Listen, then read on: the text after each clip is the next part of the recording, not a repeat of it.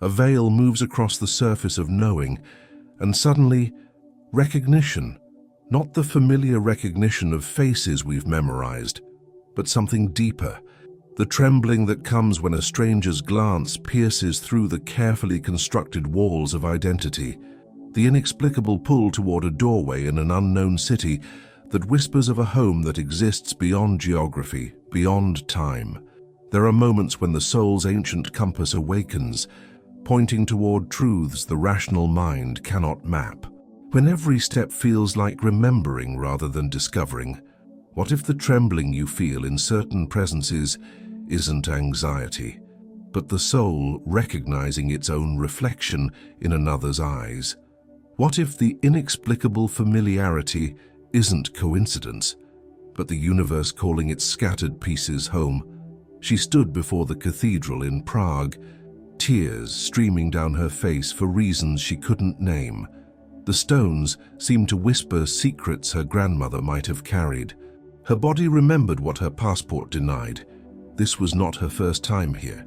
The soul carries imprints that bypass the customs of linear time, and sometimes, in moments of profound stillness, those imprints bleed through the veil of forgetting. There is a particular ache that comes with feeling like an exile in your own life. You walk through familiar streets, feeling like a ghost of someone you've never been. You meet eyes across a crowded room, and suddenly the air becomes thick with unspoken histories. This is the pain of the soul separated from its own story, fragments of memory scattered across dimensions that logic refuses to acknowledge. The Akashic records are not a mystical library gathering dust in some ethereal realm. They are the living breath of collective memory, the invisible substrate upon which all souls write their stories. When we speak of inexplicable recognition, we're touching the edges of a vast web of interconnection that Jung called the collective unconscious, that quantum physicists glimpse in theories of morphic resonance. This is not about believing in past lives or supernatural phenomena. This is about recognizing that consciousness itself may be far more interconnected than our individual-focused culture acknowledges. The trembling recognition, the inexplicable familiarity, these are not glitches in the matrix of reality. They are invitations to remember that we are not as separate as we believe. Perhaps it's time to listen in silence. Something ancient stirs beneath the surface of knowing. Maria felt her hands shake as she entered the small bookshop in Edinburgh. The scent of old paper and lavender soap triggered something deeper than memory, a cellular recognition that seemed to reach through her DNA. Her therapist had told her about somatic memories, how trauma stores itself in the body's tissues. But this wasn't trauma, this was homecoming. The polyvagal theory, developed by Dr. Stephen Porges, reveals how our nervous system constantly scans the environment for safety and familiarity. But what happens when that scanning picks up signals that transcend our current lifetime? When the flesh remembers sanctuaries the mind has never seen? She approached the elderly woman behind the counter, and when their gazes met, both fell silent. "You have your grandmother's hands," the woman whispered, though Maria's grandmother had died when she was 3, thousands of miles away. Some recognitions happen in the spaces between words, in the pause before rational thought can interfere. The hidden past awakens in silence. He dreamed of the same ancestral every night for 30 years. Ancient olive trees, crumbling stone walls, the sound of water flowing over smooth rocks where time seemed to rest. When he finally saved enough money to travel to Greece, he found it exactly as it had appeared in his dreams, down to the broken terracotta pot near the fountain. Carl Jung wrote about the collective unconscious as a deep layer of the psyche that contains archetypal patterns shared by all humanity. But what if it's more specific than that? What if certain souls carry imprints of particular places, particular stories, particular people that must be reunited across the seemingly random movements of life? The owner of the property, an old man with knowing eyes, showed him photographs of the previous owner, a woman who had tended this sacred ground for 60 years before passing away the year he was born. In the photographs, her gestures among the plants mirrored the movements he'd been making in his dreams. Breathe. Let the mystery reveal itself without haste. There is a particular quality of light that enters the eyes during moments of soul recognition. It's not romantic love, though it can feel similar. It's not familial connection, though it carries that warmth. It's the light of something ancient saying, "Oh, there you are. I've been looking for you." Dr. Clarissa Pinkola Estes speaks of the wild woman archetype, the part of the feminine soul that remembers its own wildness across generations. But this recognition transcends gender archetypes. It's the recognition of shared essence, of having traveled similar paths through the labyrinth of existence. She was 7 years old when she met her piano teacher. Within minutes of their first lesson, they had created a language of glances and musical phrases that seemed to come from nowhere. The teacher later confided that she felt she was remembering how to teach rather than learning. "You already know this music," she would say during difficult passages. "I'm just helping you remember." The archetype of reunion appears in myths across cultures. Isis gathering the scattered pieces of Osiris, Orpheus descending to reclaim Eurydice, Psyche searching for her lost Eros. These stories resonate because they mirror the soul's eternal quest to reunite with its own scattered aspects, its own tribe, its own essential truth.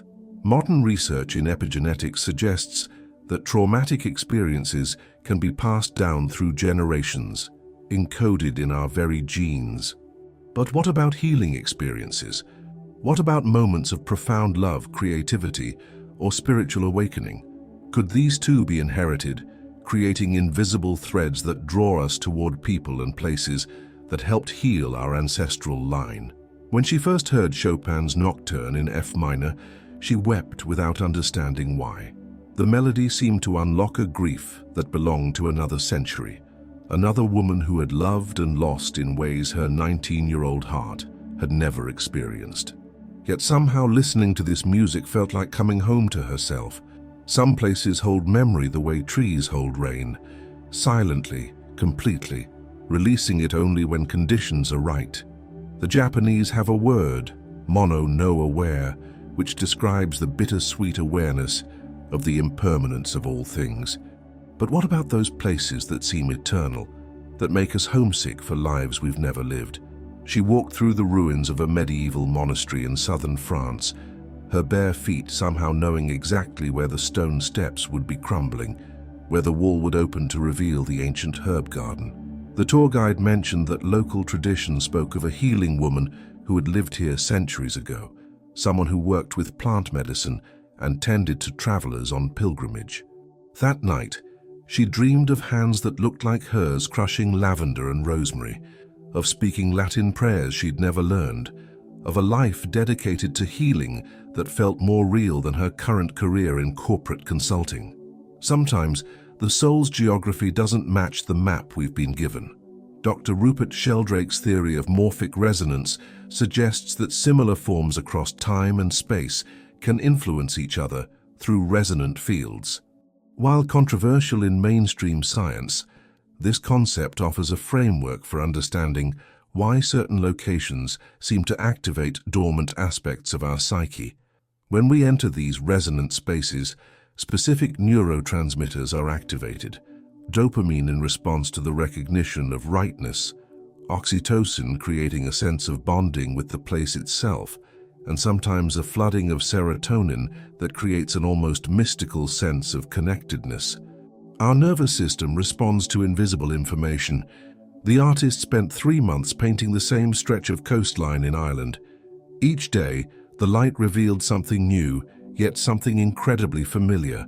Local fishermen would stop to look at her work and share stories of their grandmothers, women who had painted these same cliffs with pigments made from local clay. "You paint like you know these rocks personally," one old man observed. Perhaps she did. But neither are we drawn only to places.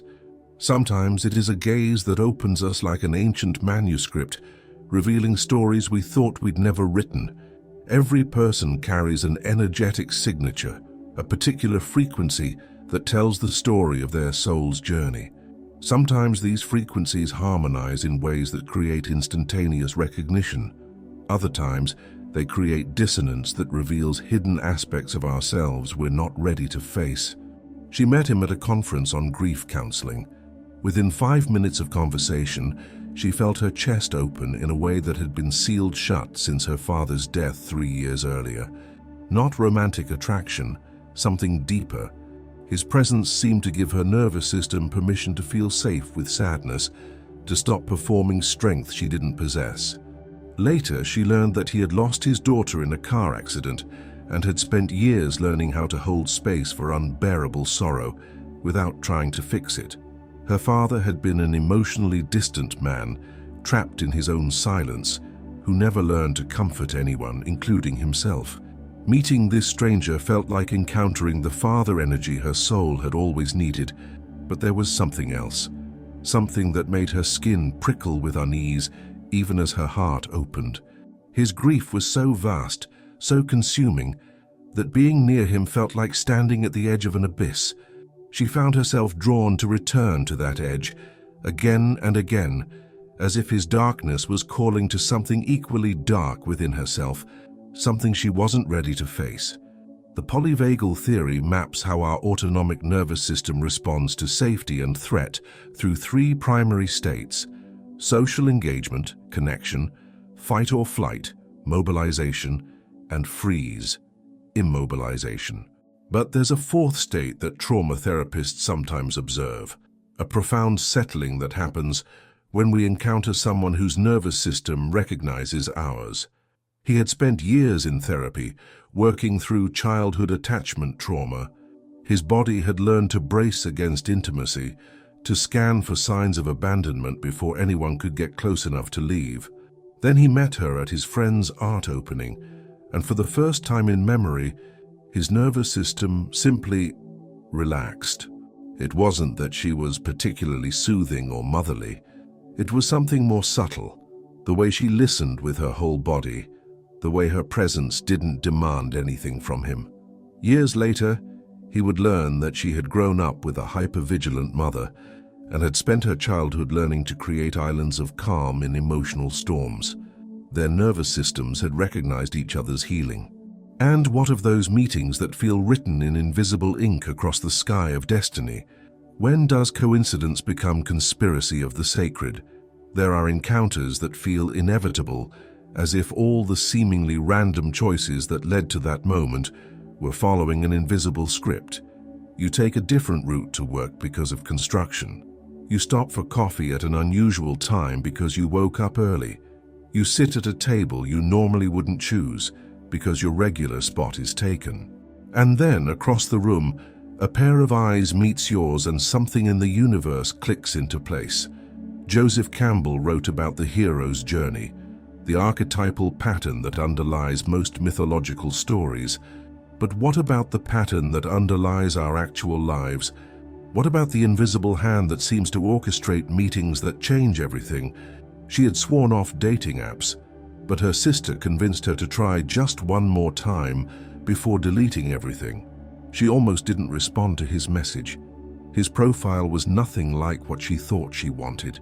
But something in his words, a particular phrase about finding beauty in broken things, made her fingers move before her rational mind could interfere.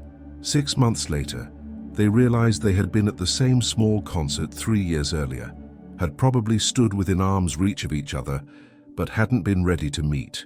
They discovered they had mutual friends who had tried to introduce them twice. Once at a party she left early because of a migraine. Once at a wedding he missed because of a family emergency. The orchestration felt too intricate to be random, as if some invisible conductor had been waiting for them both to heal enough, to become ready enough to recognize what had always been there. Jung's concept of synchronicity describes meaningful coincidences that seem to reveal an underlying order to reality. But what if synchronicity isn't random magic? What if it's the natural result of consciousness seeking to heal itself through connection. The therapist noticed a pattern in her client sessions. People dealing with similar archetypal wounds, abandonment, betrayal, creative suppression, seemed to find each other with uncanny frequency. Not in support groups or healing workshops, but in coffee shops, bookstores, random conversations at bus stops, as if the collective unconscious was creating healing encounters, invisible therapy sessions disguised as chance meetings. One client told her about meeting a stranger in a park who shared her exact experience of losing a child, who spoke the words she'd needed to hear for 2 years of silent grieving. Another described bumping into someone at a grocery store who turned out to have the same rare autoimmune condition and had found a treatment that transformed both their lives. Coincidence or conspiracy of healing? Perhaps the difference doesn't matter. There are places that wound us and welcome us simultaneously. The hospital where your grandmother died, but where you also felt the profound love of family gathered in crisis. The neighborhood where you were bullied as a child, but where you also discovered your first sense of independence. These paradoxical homecomings reveal something essential about the soul's relationship to its own story. He returned to his childhood home for his father's funeral. The house had been sold years ago, but he drove past it anyway, expecting to feel only sadness or anger. Instead, he felt a strange sense of completion. The place where he had learned to hide from his father's rage was also the place where he had first discovered poetry, where he had written his first song, where he had learned that beauty could exist alongside pain. Standing in the overgrown garden, he realized that his creative gifts had been born from the necessity of finding something beautiful to focus on during his father's alcoholic storms. The trauma and the healing had grown from the same soil. Some recognitions can only happen when we're strong enough to hold paradox. Marion Woodman wrote about the wounded healer archetype, the understanding that our deepest wounds often become the source of our greatest gifts. But sometimes healing requires returning to the scene of the original wound, not to relive it, but to reclaim the power that was lost there. She had avoided the park near her college campus for 15 years. That's where it happened, the assault that shattered her sense of safety in the world. But when her daughter started asking about where Mommy went to school, she knew it was time. She walked the same path, sat on the same bench, and felt the presence of her younger self, terrified but also incredibly brave for surviving. What surprised her was the discovery that this place also held other memories. Her first kiss with her college sweetheart, hours spent reading poetry under the oak tree, late-night conversations about changing the world. The place that had held her trauma had also held her first tastes of adult love and intellectual awakening. The soul doesn't sort experiences into neat categories of good and bad. It weaves them into complex patterns of meaning. Sometimes we meet people who unlock generational patterns without understanding why. A friendship that heals your relationship with authority figures. A romantic partner who shows you what healthy conflict looks like. A mentor who believes in your gifts in ways your family never could. These encounters often feel bigger than the individuals involved, as if invisible ancestors are reaching through to complete unfinished business. The teacher recognized something in her students' writing immediately. Not talent, though that was there. Something deeper, a particular way of seeing beauty in darkness that reminded her of her own mother's poetry. Her mother had died young, had never published her work, had carried the creative dreams of generations of women who hadn't been allowed to speak. When the student won her first literary award, the teacher felt tears that seemed too big for the moment. Later, she would learn that the student's grandmother had also been a writer, had also died young with unpublished work. Two family lines of silenced women, finally finding voice through the connection between teacher and student. Some meetings serve a purpose larger than the people involved. Dr. Mark Wallin's research on inherited trauma reveals how unresolved pain passes through family systems until someone in the lineage develops the resources to heal it. But what about inherited gifts? What about the positive qualities that seek expression across generations? She had never known her great-grandmother, who had died before she was born, but family stories spoke of a woman who could heal with her hands, who had served as an unofficial midwife and herbalist in rural Mexico. When she found herself drawn to nursing, then to midwifery, then to studying plant medicine, she assumed it was coincidence. It was only when she met her mentor, an elderly curandera who had known her great-grandmother, that the pattern became clear. "Your hands," the old woman said, touching her palms. "They remember what they knew." Some gifts skip generations, waiting for the right conditions to re-emerge. Some meetings are appointments made by ancestors we've never met. Friedrich Nietzsche wrote about eternal return, the idea that we might live our lives over and over again, making the same choices, meeting the same people, until we learn what we came to learn. While this remains a philosophical thought experiment, there's something in the quality of certain relationships that feels cyclical, as if we're picking up conversations that began long before this lifetime. They had been best friends for 6 months before they realized the pattern. Every major relationship in both their lives had ended the same way, with one person becoming too dependent and the other running away. But with each other, they kept bumping up against this dynamic without falling into it completely, as if they were finally strong enough to learn a different way of loving. The breakthrough came during an argument that could have ended their friendship. Instead of running or clinging, they both stayed present with the discomfort, curious about what was trying to emerge. "I feel like we've had this fight before," she said, "maybe 100 times. "Then let's try a different ending," he replied. "Some relationships exist to teach us how to love without losing ourselves." Dr. Clarissa Pinkola Estes writes about La Loba, the wild woman who collects bones and sings them back to life. Sometimes our relationships are like this. We collect the broken pieces of old patterns and keep trying to animate them until we learn to sing a different song. The pattern had repeated through 3 marriages. She would meet someone who seemed strong and stable, someone who promised to be different from her emotionally unavailable father. But inevitably, she would discover that their strength was actually emotional numbness. Their stability was actually fear of intimacy. Each time she stayed too long, trying to love them into feeling. The 4th time she recognized the pattern before she got trapped in it. He was kind, he was available, but there was something familiar about the way he shut down during difficult conversations. This time, instead of trying to fix him, she said goodbye early. 2 years later, she met someone whose emotional availability challenged her in completely different ways. Some lessons require multiple attempts before integration is possible. There are moments when intuition arrives like lightning, sudden, intense, impossible to ignore. You meet someone, and every cell in your body says, "Pay attention." You drive past a house for sale and your chest opens with inexplicable longing. You hear a piece of music and start crying before you understand why. These moments feel like the soul recognizing something the mind hasn't caught up to yet. She walked into the gallery opening with no expectations, but stopped in front of one painting as if struck by lightning. The image showed a woman sitting by a window, reading a letter, her face illuminated by afternoon light. Nothing unusual about the scene, but something about the quality of light, the woman's posture. The fold of her dress felt like looking into a mirror of someone she used to be. The artist approached, curious about her intense reaction. When they started talking, they discovered an uncanny number of parallels.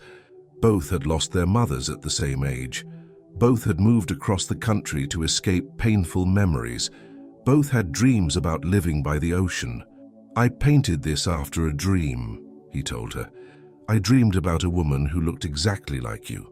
Sometimes intuition is the soul's way of recognizing its own tribe. Carl Jung developed the practice of active imagination as a way to dialogue with the unconscious mind through imagery and fantasy.